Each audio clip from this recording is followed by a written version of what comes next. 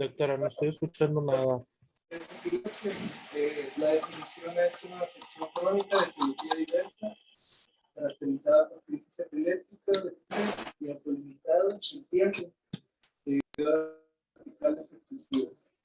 Vamos a ver aquí que dependiendo de qué zona esté sobrecargada, no es el tipo de síntomas que va a tener, pero eso lo vamos a ir viendo un poquito más adelante. Doctor, perdón, te voy a La interrumpir, definición doctor. de crisis convulsiva puede ser un episodio único o múltiple, es Doctor, ¿me autolimitado escucha? en tiempo, normalmente es menor Se me hace que no te escuchan. A ver. Sí, Sergio, ¿se escucha? Le escucho el doctor, bueno, el ponente muy poquito realmente, pero lo quería ver si me podía poner los objetivos otra vez. Es que al inicio no se escuchaba nada y ahorita se escucha muy, muy bajito, doctor.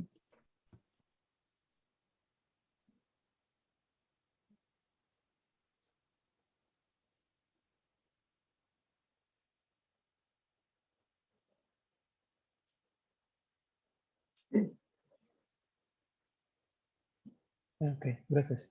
Crisis, identificar crisis, clasificar, analizar. ¿Ya se escucha? Se escucha un poco bajo, doctor, pero sí se escucha.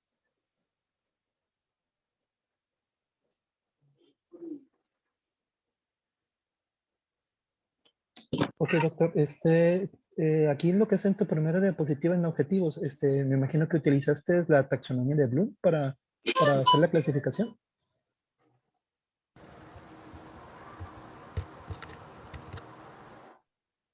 Ay, no sé si se votó.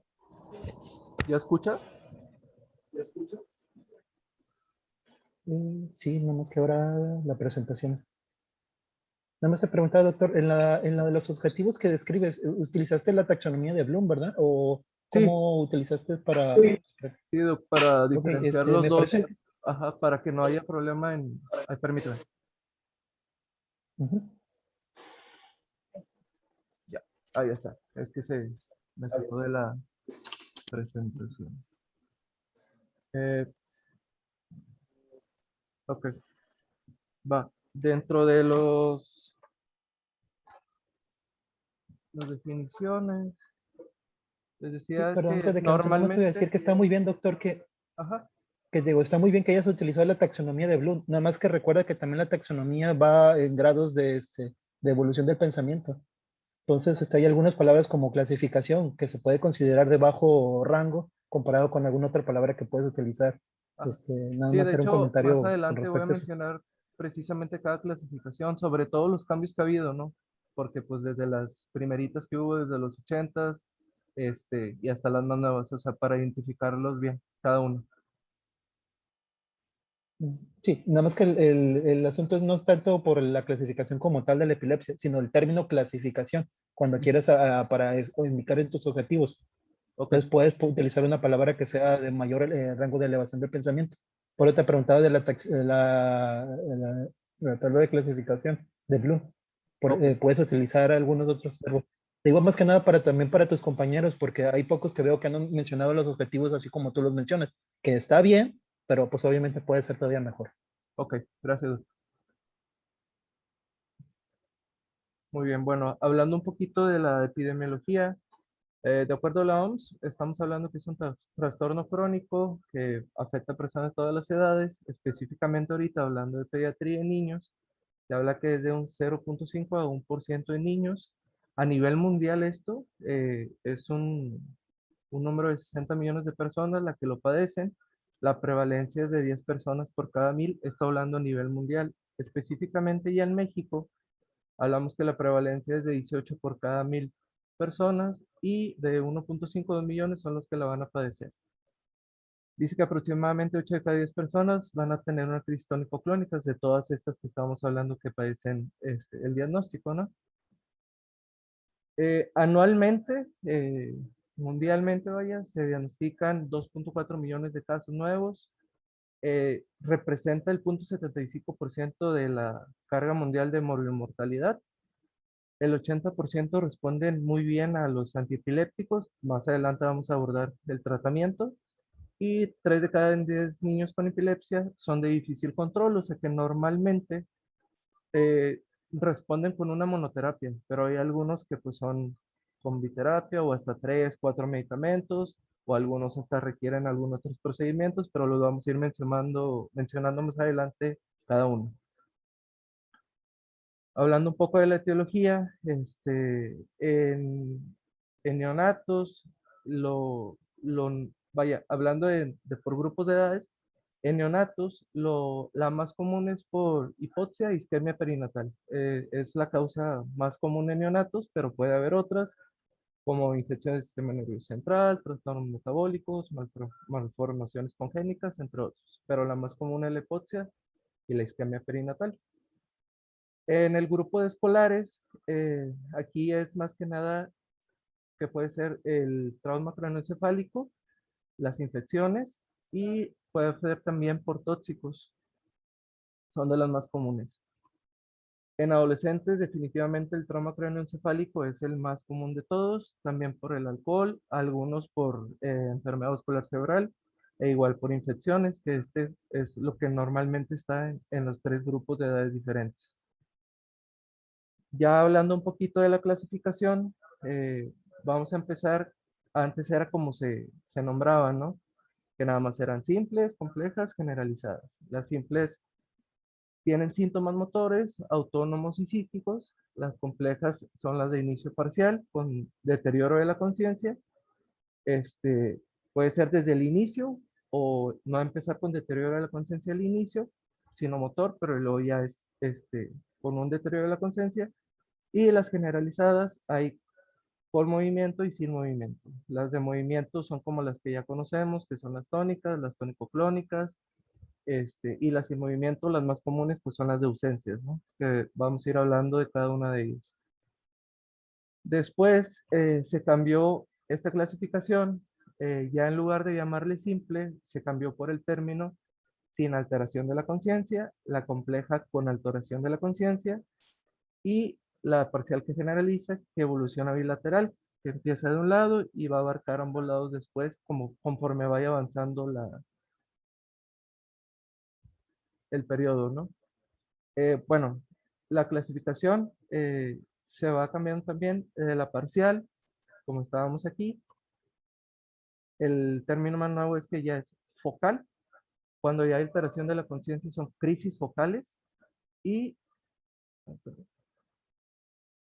las secundariamente generalizadas, o que eran las que les mencionaba, las bilaterales, ¿no? Vamos a hablar de cada una, las de inicio focal, que vienen siendo las simples. La focal, normalmente el paciente está consciente, puede haber pérdida de conciencia o no, pero normalmente está consciente. El inicio es motor, ahí de factor atónico, clónico, hipercinético, o puede haber no motoras también, como sensoriales, cognitivas, emocionales. En las de inicio generalizado, aquí ya pues es más que nada el motor, la tónico-clónica, ¿no? Es de las más comunes, la tónica o la mioclónica, y las no motoras, como les mencionaba, que es la ausencia típica o la atípica, dependiendo del grado de conciencia. Las crisis focales, en estas hay una descarga focal o local y no hay propagación. Es de conciencia preservada la mayoría de las veces y los síntomas van a variar dependiendo del área del sitio de descarga, del área cortical donde vaya a haber la descarga va a presentar los síntomas. En estos normalmente los encefalogramas se ve precisamente nada más el área que se está dañando, ¿no? O el área donde está la carga excesiva y por eso va a presentar los síntomas. Hay la focal con alteración de la conciencia, que esta puede ser una descarga local o esta sí se puede propagar. Hay pérdida del estado de alerta y presenta un fenómeno posictal. Y en esta igual, la diferencia como se menciona, como lo dice su mismo nombre, puede generalizarse la descarga. Las crisis generalizadas son de duración variable, hay pérdida de la conciencia, tienen un fenómeno posictal, hay amnesia completa del evento y puede tener manifestaciones clínicas bilaterales. Y en en el electro, va a mostrar un fenómeno eléctrico generalizado y sincrónico. Las tónico-clónicas, hablando de estas generalizadas, Específicamente hay pérdida de la conciencia, un fenómeno tónico generalizado, puede haber incontinencia de esfínteres, tanto rectal, vesical, y puede haber síntomas generalizados como taquicardia, taquipnea, y en el fenómeno posictal ya se va a recuperar esta taquicardia, esta taquipnea, hay amnesia del evento, puede haber irritabilidad, confusión, somnolencia, todo esto después del fenómeno. La tónica, esta es una contracción muscular sostenida, puede durar aproximadamente de 10 a 20 segundos y compromete principalmente musculatura axial, miembros superiores e inferiores. Las mioclónicas, estas son sacudidas súbitas y bruscas de un segmento corporal. Estas pueden ser múltiples al día, son de tiempos breves y se presentan en brotes, o sea, van apareciendo como secuenciales, vaya. Las atónicas, estas son muy comunes por el hecho de, vaya, son muy características por el hecho de que está el paciente, vaya, sentado, por ejemplo, y nada más de un segundo a otro es la caída completamente. Son muy común que haya traumatismos en la cara, en la frente, en el mentón, todo eso. Y normalmente duran segundos nada más. Ahí, este, el, normalmente duran segundos y recuperan conciencia inmediatamente después de la crisis. Hasta ahí te voy a interrumpir, Gandito, Cristian. Siempre que tenemos a un menor con un síndrome convulsivo, con epilepsia o que tuvo una crisis convulsiva aislada, es difícil para la familia. Y a ese tipo de pacientes que van a tener una enfermedad crónica neurológica, lo vamos a ver nosotros en la consulta de medicina familiar. Entonces yo quisiera preguntarle a Claudia, ¿qué orientación, Claudia, le darías tú a unos padres en donde van a tener a un niño con epilepsia? Y más que nada porque las enfermedades crónicas es difícil que la familia las acepte, ¿verdad? En un adulto. Mucho más cuando se trata de un menor. Estamos hablando de una enfermedad crónica en la que en muchas ocasiones vemos que puede haber complicaciones o secuelas después de estos síndromes o que estos son causados por una enfermedad más grave. Entonces me gustaría, Claudia, que nos hablaras respecto a cuál es la orientación que le debemos de dar a los padres de familia acerca de los cuidados de un niño con este padecimiento. Pues tenemos, bueno, para empezar, lo que hemos hablado en otras clases de cómo es algo muy, muy fuerte para la familia, pues tenemos que tener un ambiente tranquilo, explicarles que tenemos que ir valorando poco a poco su desarrollo motor, también el psicomotriz y me quedé en blanco, doctor. Pero me refiero, por ejemplo, ¿qué consejos le darías a la madre? Supongamos que es una familia tradicional y la madre es la que va a ser la cuidadora de este menor, ¿verdad? Uh-huh. No estamos hablando de que la epilepsia vaya a ser una enfermedad limitante. Simplemente tiene el diagnóstico de una epilepsia y está controlada y tiene manejos. Entonces, ¿qué orientación le tenemos que dar a los padres para que siga ese control en el menor? Doctora, puede ser, por ejemplo, Ajá. hablar con ellos sobre el tratamiento, sobre la importancia de los horarios, el ajuste del Ajá. tratamiento conforme el paciente vaya aumentando de peso, pues obviamente su dosis va a ir cambiando. Entonces, ese es un punto bien importante, Nancy, el ajuste del tratamiento en el menor. Debido al aumento de peso, obviamente tenemos que ir haciendo el ajuste nosotros y lo vamos a hacer nosotros en primer nivel de atención, porque muchas veces pasa de que llega un preescolar y pues empiezan a crecer y empiezan a aumentar de peso y de repente empiezan a convulsionar, ¿verdad? Y a nadie se le ocurre hacerle un ajuste de dosis en el medicamento.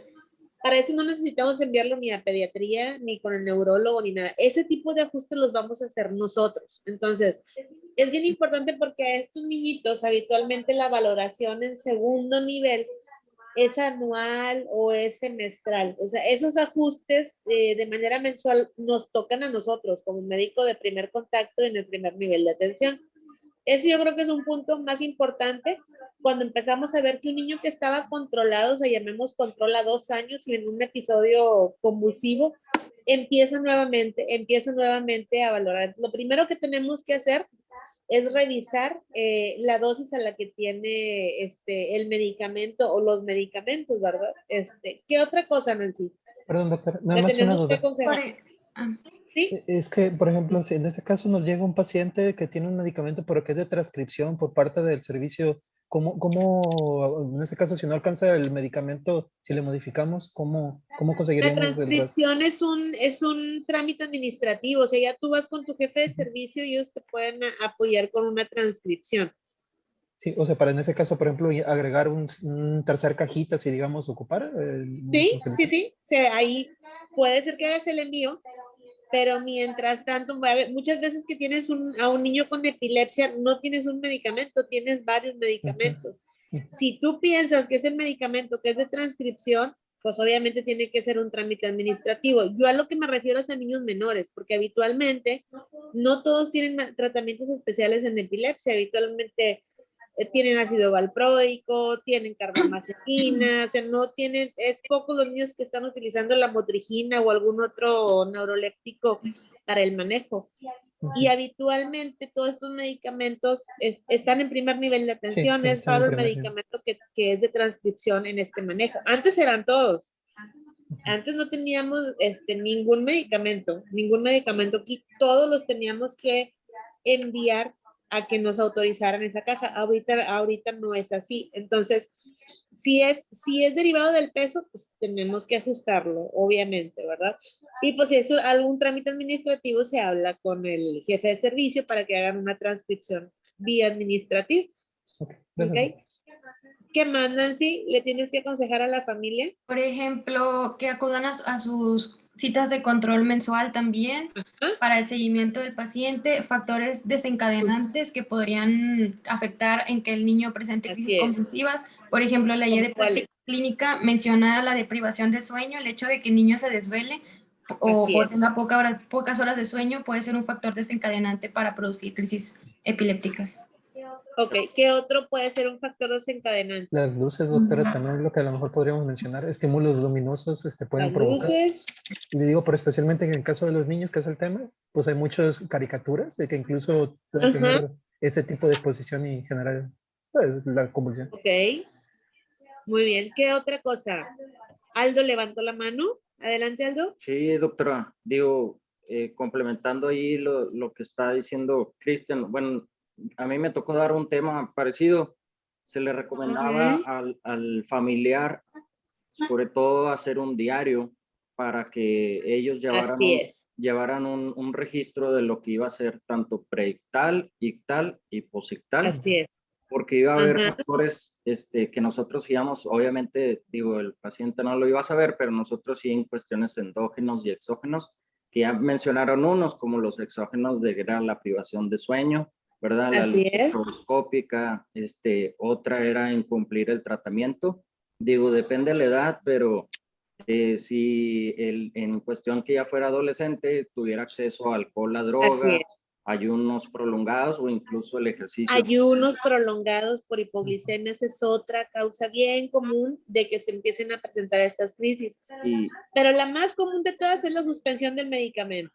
Ok, muy bien. ¿Qué más, Aldo? y el endógeno, bueno, era si iba a haber presencia de infecciones o fiebre. Así En es. mujeres también iba a presentarse ahí cambios, tanto en hormonales como el ciclo menstrual, estrés Así es. emocional y un despertar, creo que era el súbito.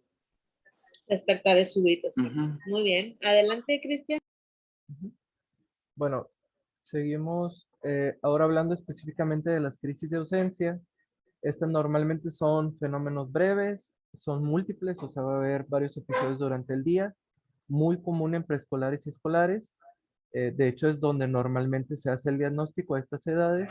Tienen una desconexión del medio, mirada fija, hay parpadeo, movimientos automáticos y hasta una leve hipotonía.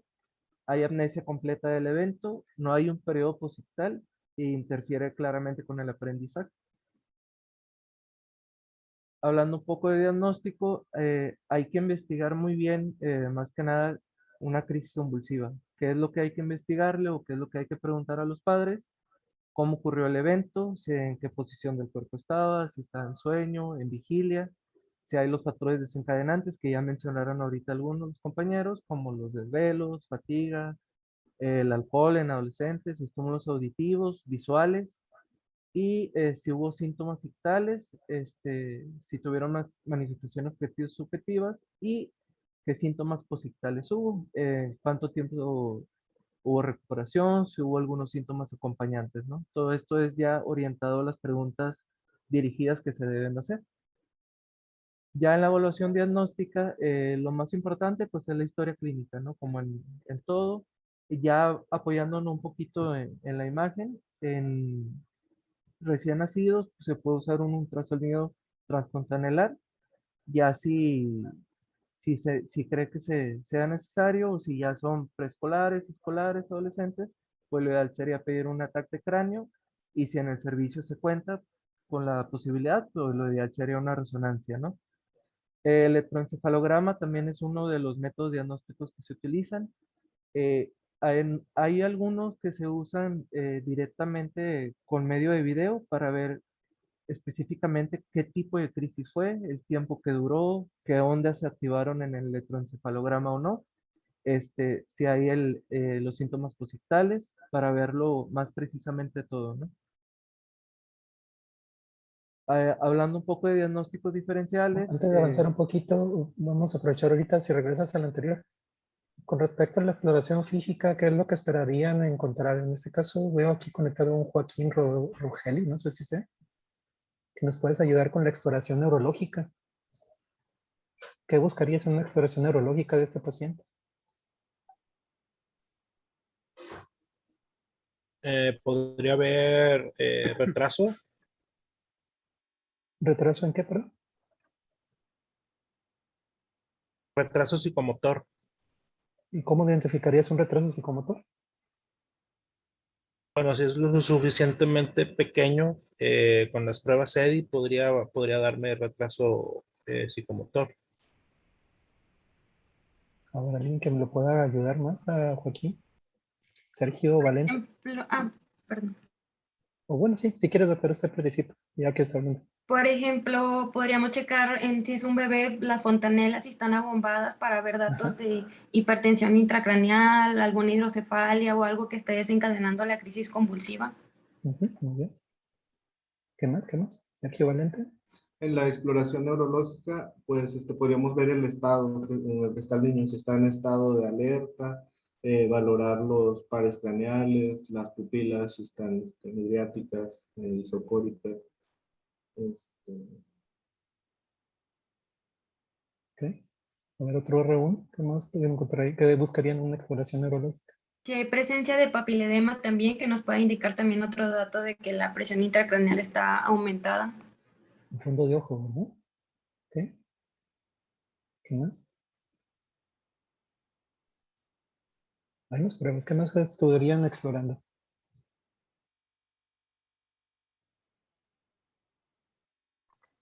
Pues podríamos valorar también los signos meningios, o sea, el de Kernig-Brudzinski, que el de Brudzinski pues sería al momento de que, bueno, tienes al paciente en decúbito en la camilla y al momento de flexionar su cuello hace una flexión espontánea de la cadera y de las rodillas. Y el de Kernig, pues al momento de flexionarle la cadera y las rodillas, produce rigidez y dolor en la región cervical. También pues dependiendo del periodo, o sea, si se encuentra en aura, si está en periodo ictal, si está en periodo posictal, pues ir buscando datos de cada uno de ellos. Parece que Robert me dicen que también está queriendo participar. No sé si tiene algún otro comentario. Buen día, Doc. Sí, Pues bueno, tratándose a lo mejor que de un niño que llega al servicio de AMC, que primera vez de que padece un episodio, pues bueno, checar si ha tenido infecciones de tracto respiratorio alto a una semana atrás, si ha tenido fiebre, verificar sus pares sí. craneales, verificar hidratación, verificar lo que viene siendo sus pupilas, verificar también la temperatura, verificar fuerzas en extremidades, verificar también el Kernig, el Burdinsky, Babinski eh, también. o datos que me podrían dar como que de alguna neuroinfección, ¿no? Tratándose de Sí. que a lo mejor de un primer episodio, ¿no? Ujú. Sí, y sí, todo eso que dicen está muy bien. Y es importante que lo menciono, ¿por qué? Porque todos, tarde o temprano, nos va a atacar algún paciente si estamos en un servicio de urgencias, con convulsión en un niño. ¿Y por qué lo menciono? Pues porque, como mencionaba el doctor, las convulsiones tienen diferentes, etiologías. Entonces, tenemos que descartar, por ejemplo, una etiología si es infecciosa y a lo mejor incluso puede ser, metabólica, si está alterada el azúcar, si tiene fiebre, que eso también es muy común, niños con fiebre que les van a llegar convulsionando.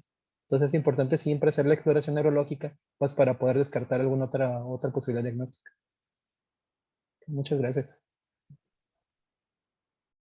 Bueno, continuando, mencionando un poquito de diagnósticos diferenciales, puede ser un síncope, una crisis paroxística no epiléptica, algún ataque de pánico, o un EBC transitorio, migraña o esquizofrenia. Eh, una pregunta importante que hay que hacerse es a quién hospitalizar para su abordaje. Eh, Menores de un año con una crisis convulsiva afebril o con una crisis convulsiva febril compleja. Pacientes que presenten, como ahorita mencionaban los compañeros, algún signo meningio sugestivo de infección del sistema nervioso central o alguna primera crisis convulsiva que no haya sido provocada, si ha tenido déficit neurológico después del evento convulsivo y las focales también. Ya hablando un poquito de tratamiento dentro de los objetivos, pues obviamente lo principal es suprimir los fenómenos, evitar complicaciones y en escolares mantener su actividad que sea normal, tanto escolar, social y pues ya en el adulto también laboral, ¿no? Hay diferentes tipos de tratamiento, el principal pues es el farmacológico, ahorita lo vamos a mencionar. Hay algunos tratamientos especiales que se mencionaban también que se pueden utilizar cuando no hay una respuesta adecuada a los fármacos convencionales, ¿no? Pueden ser esteroides, inmunoglobulinas, electroestimulación. Alguno que se está usando últimamente es el cannabidiol, sobre todo en estados del norte del país. Algunos pacientes tienen muy buena respuesta a este. Y ya en casos más severos que ni a tratamiento especial, ni farmacológico, ni con biterapia triple, o hay pacientes que hasta pueden tener 4 medicamentos, hay un tratamiento quirúrgico que ya es en casos más severos y se ha usado y se ven buenos resultados. Hay que hacer enfoque muy especial sobre todo en los padres, ¿no? Que es una administración crónica. Lo normal es de 3 a 5 años, aunque es indefinido realmente el tratamiento, pero mínimo de 3 a 5 años lo van a tener. Como se los mencionaba al principio, el gran porcentaje de un 75, 70, 75, 80% de los pacientes con una monoterapia les va muy bien, pero el resto de los pacientes ya ocupan biterapia o algunos, como les mencionaba, hasta 3, 4 medicamentos, dependiendo de cómo vayan evolucionando. Algunos tipos de medicamento, dependiendo de la crisis, son los que más se van a usar. Por ejemplo, las focales, la carbamazepina, por ejemplo, levetiracetam, la lamotrigina, en las generalizadas la fenitoína, el valproato, en las de ausencias igual, el valproato, la motrigina y en las muclónicas igual. Vamos a mencionar un poquito de las dosis de los más comunes. Hay muchísimos medicamentos de primera, segunda, tercera generación, pero estos son de los más comunes que vamos a estar utilizando. El fenobarbital son las dosis en edad pediátrica de 3 a 5 miligramos por kilo por día. Puede ser cada 12 o cada 24 horas. La fenitoína carbamazepina, el valproato, que es de los más usados, como se los mencionaba, la lamotrigina, que también es muy bueno. Ese mencionaba específicamente, perdón, que hay que tener cuidado porque provoca muchas reacciones alérgicas en la mayoría de los pacientes, así que hay que manejarlo con cuidado ese. Y las benzodiazepinas, que son de las de las que más se utilizan, es una dosis de las que más debemos de recordar, ¿no? Que es de 0.1, 0.5 miligramos por día por kilo, en dosis. Hay medidas no farmacológicas, como las que mencionábamos hace un momento, los factores precipitantes, de los principales, el desvelo, la fiebre, sobre todo si es algún paciente que ya tuvo una convulsión febril, cuidar de infecciones en escolares y adolescentes, los traumas craneoencefálicos, como ya se los mencionaba, la fotoestimulación e igual el abuso de tóxicos en adolescentes o en escolares. Y pues sería todo. Nomás, Cristian, Ajá, regrésate tantito a lo de los... Ahí, a ver, ajá. no a lo de fármacos, nomás para ayudarte tantito. Ujú. Ándale, ahí, mero. Es que, bueno, mira, pones ahí en cuestión del uso, o sea, está bien del tipo de crisis y las clasificaciones, nomás para recordarte un poquito, porque luego ya después nos pones todos los medicamentos, que hay que fijarse bien en el mecanismo de acción, ¿ok? Ujú. De cada medicamento, porque a lo mejor ahí faltó poner, recordar lo de los canales de sodio, de cloro, de potasio, entonces a la activación del GABA o del glutamato para que nomás ahí quede pues bien, ¿verdad? Ajá, ok.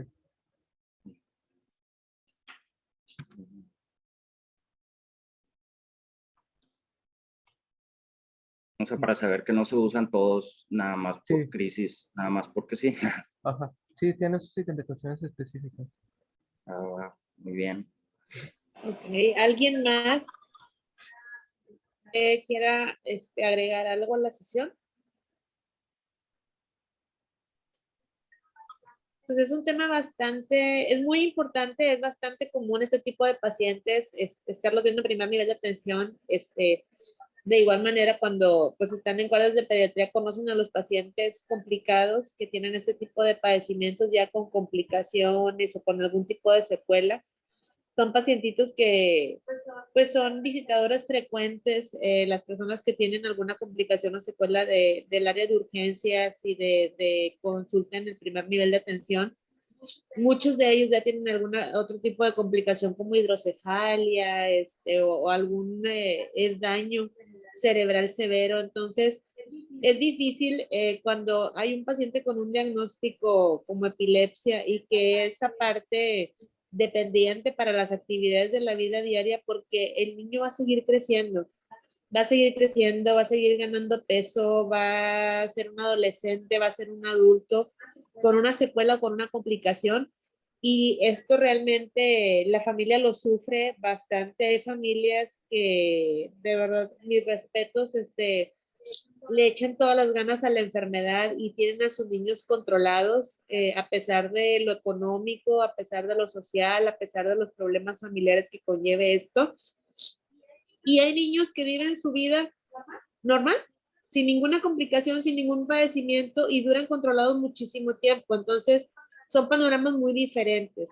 Aquí lo que a nosotros nos compete más que nada es ver que esa familia esté educada, que tenga la orientación correcta para este tipo de padecimientos, sea la gravedad que sea o si tiene o no tiene complicaciones o secuelas.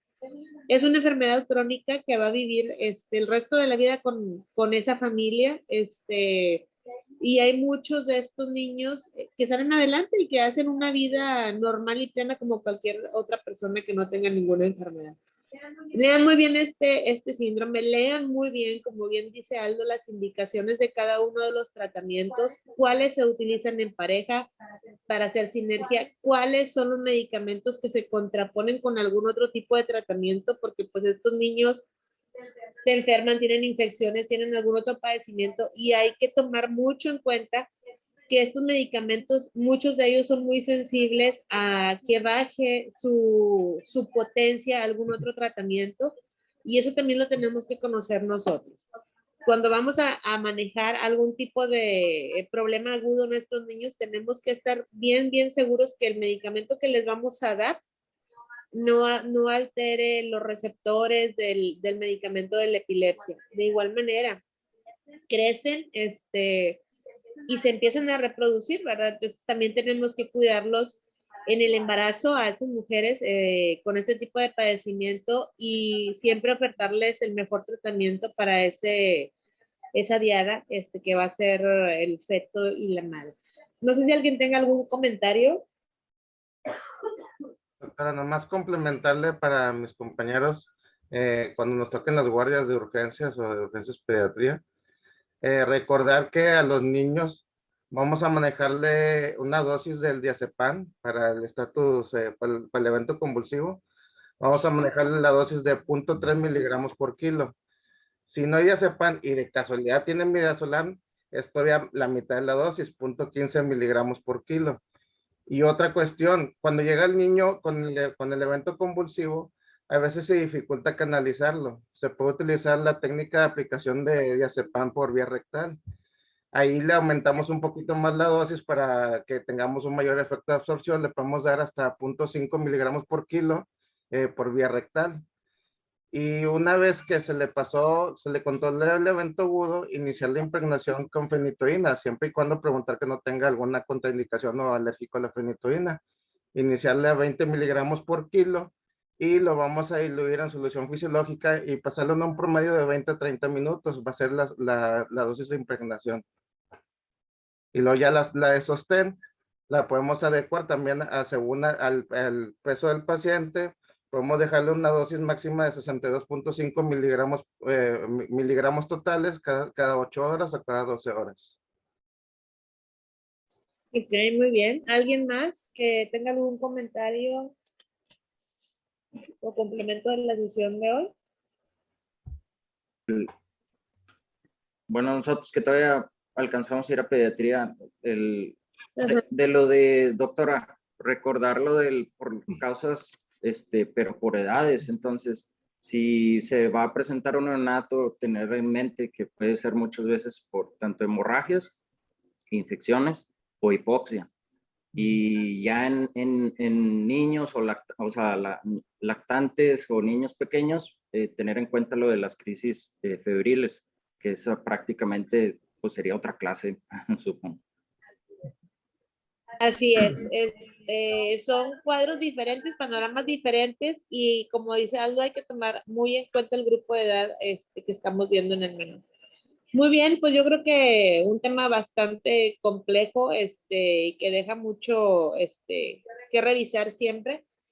Y pues son pacientes que van a estar teniendo en la consulta muy frecuentemente, ya que estén en su unidad de atención. Pues muy bien, chicos, damos por terminada la sesión del día de hoy, y muy bien todos. Okay. Gracias. Gracias, Teoldo. Gracias, bye. Gracias. Gracias.